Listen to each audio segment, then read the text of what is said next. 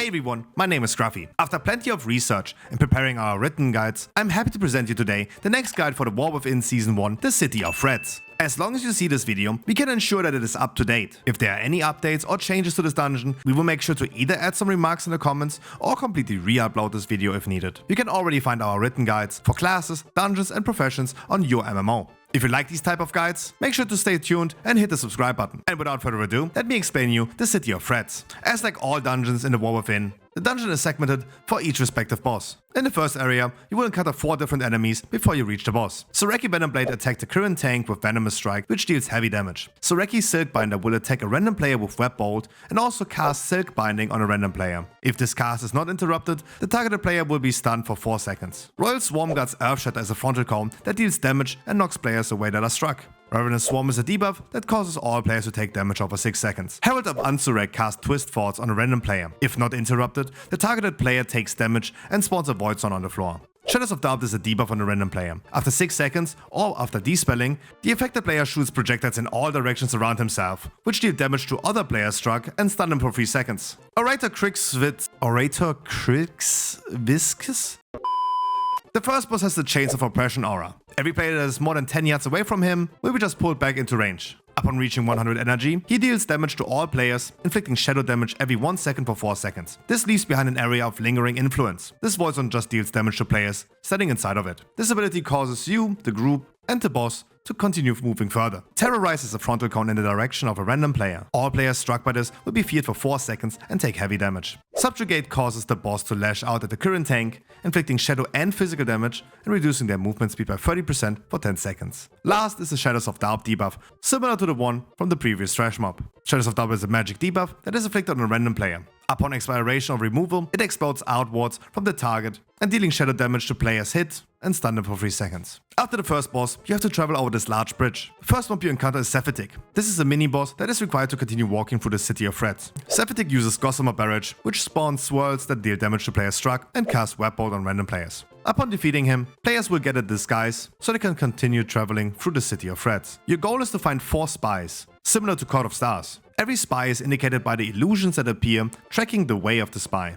As soon as you get close to one spy, use the extra button. The Eye of the Queen are those spies you have to find. They use Void Rush, which makes them flicker through several players, dealing damage to them and around the targeted player in that moment. So make sure to be spread out with other players. Null Slam causes the spy to vanish and then appear behind the random player and casting a large frontal cone in that direction. When triggering a spy, you might also encounter other mobs that are with them. Agile Pursuer used Knife Throw to deal physical damage to a player. Ascended Aristocrat casts Grimweave Blast on a random player, dealing damage but also bounds to 2 more players. Reposing Knight attacked the tank with Dark Slam, which deals damage in the frontal cone. Tanks make sure to face these enemies away from your party. Asperity is a buff that the Reposing Knight applies to himself, granting him 25% less damage taken and 25% haste for 12 seconds. Web Marauder attack with Rigorous Jab, and consecutive Rigorous Jabs will deal more damage. Covered Webmancer also use Grimweave Blast, but they can also cast Mending Web to heal other enemies. The second boss are the Fangs of the Queen. This boss fight consists of 2 bosses, NX and VX. Upon reaching 100 energy, both bosses will enter an intermission and then reappear to use new abilities.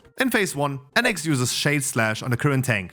This is a frontal cone that the tank has to aim away. This will also leave an echoing shade, casting a similar spell as before. NX will also channel Duskbringer. This deals damage to all players every 0.5 seconds for 3 seconds, but then afterwards deal heavy damage within 15 yards around himself. In the meantime, VX shoots Icicles onto all players. This will deal heavy damage, slows the players, and leaves a debuff that deals even more damage. VX also uses Knife Throw, inflicting physical damage on a random player and a small bleed for 3 seconds. Upon reaching 100 energy, they're gonna go into intermission. Make sure to dodge these rushing lines to avoid taking damage. In phase 2, NX will apply Dark Paranoia on a random player. This causes the affected player to take damage over 20 seconds and get feared if another player comes close to them. This is similar to the last boss in the Dark Heart Thicket if you remember. NX will also Shadow Step to random players and stab them, inflicting physical damage every 2 seconds for 8 seconds. In this phase, VX will use Rime Dagger on the current tank. This deals heavy damage and apply Freezing Blood onto the tank. This debuff causes a large circle to appear around the tank. This deals damage to other players, but increases in intensity. To reduce the size of it, the tank needs to stand close to at least one other player. If not, the tank becomes frozen solid upon reaching 16 stacks. You're now on your way to the third boss. Outside the temple you will encounter a few more enemies and then inside of it as well. Soreki Conscript attack the tank with Brutal Jab, which deals heavy damage multiple times. Royal Venom Shell's Venom Spray spawns green swirls in a random location during this channel.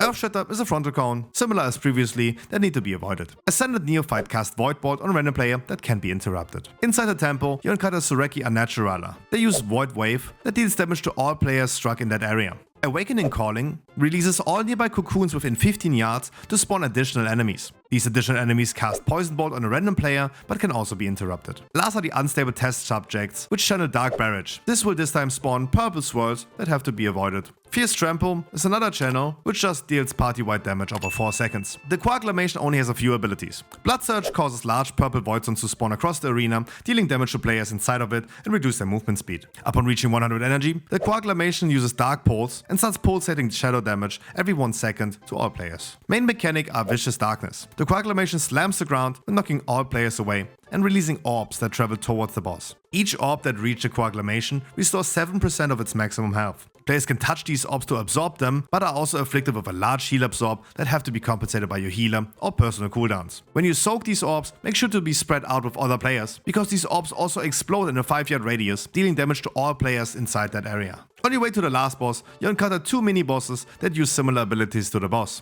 Elder Shadeweaver attack with Web Bolt, but also use Umbral Weave. This causes all players to be rooted for 12 seconds or until the roots are destroyed by damage dealers. This can also be removed by root removing effects. Hulking Warshell's Tremor Slam causes all players to take damage, but also deadly damage within 12 yards around this enemy.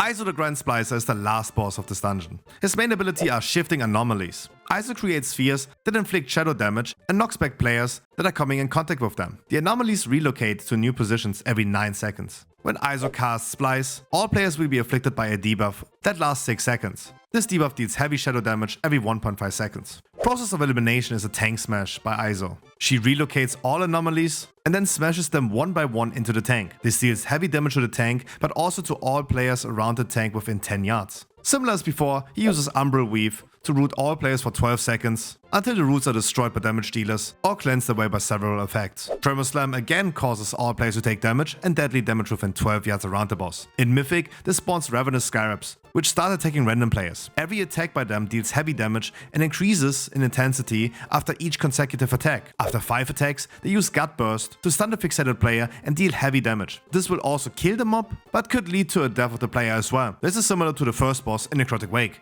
And you make sure to stay subscribed for our Necrotic Wake guide as well.